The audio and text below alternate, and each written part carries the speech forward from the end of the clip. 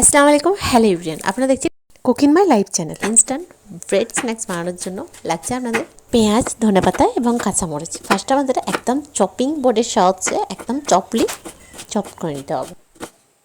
আচ্ছা, পেঁয়াজ, ধনেপাতা এবং মরিচটা কুচানো হয়ে গেলে আমাদের এখানে ব্রেড লাগছে। ব্রেড আমি ময়দার ব্রেডটাই নিয়েছি। ব্রেডের যে চারধার ব্রাউন পোর্শনটা থাকে ফার্স্ট অফ অল আমাদের রিমুভ করতে হবে। আপনারা চাইলে রেখে দিতেও পারেন।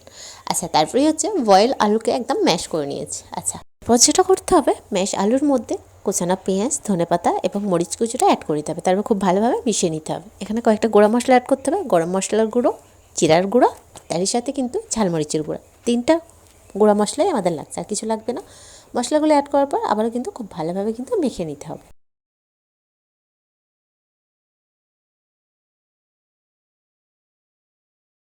ফাইনালি কিন্তু আলুর স্টাফিংটা রেডি হয়ে গেছে। এরপর হচ্ছে ওই কাটিং বোর্ডের ওপরে একটা করে ব্রেড রেখে বেলুনের সাহায্যে একদম পাতলা করে একটু চেপে মানে প্রেস করে বেলে নিতে হবে, যাতে মিডিল পজিশানে ওই যে আলুর স্টাফিংটা দেওয়ার সময়তে ব্রেডটা ভেঙে না যায় এবং গুঁড়িয়ে না যায়। সেক্ষেত্রে আপনাদের অতি অবশ্যই মাথায় রাখতে হবে।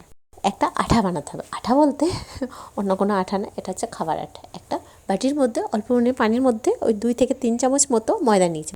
ময়দাটা পাতলাভাবে গুলে রাখতে হবে, মানে পাতলা বলতে একদম পাতলা না আর খুব একটা ঘনও না, যেরকম একদম চিপকানোর জন্য যেরকম লাগে আর কি, সেরকম আর কি।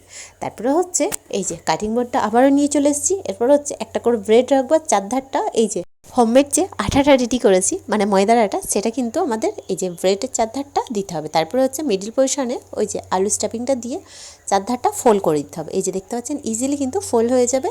ময়দাটা গুলে রাখার কারণেই কিন্তু এই যে ব্রেডের চারটা পোর্শন, মানে এখন তো 3টা পোর্শন হয়ে গেছে, 2টা সরু আর একটা চওড়া, সেক্ষেত্রে 3টা পোর্শন কিন্তু খুব ভালোভাবে ইজিলি একদম শিল হয়ে গেল।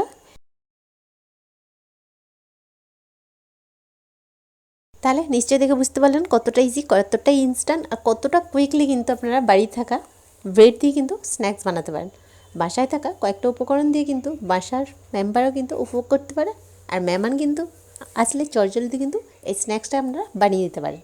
আচ্ছা, সমস্ত ব্রেডগুলো আমার দেখুন একদম শিল হয়ে গেছে।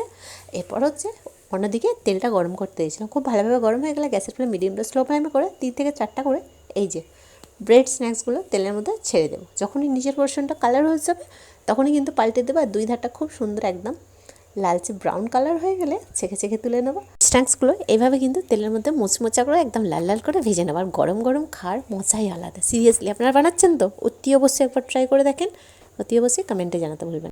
বাই দ্য ওয়ে, আপনারা দেখছেন কুকিং মাই লাইফ। আজকের রেসিপি ছিল ব্রেড স্ন্যাক্স। আবার দেখা হবে নেক্সট রেসিপির সাথে।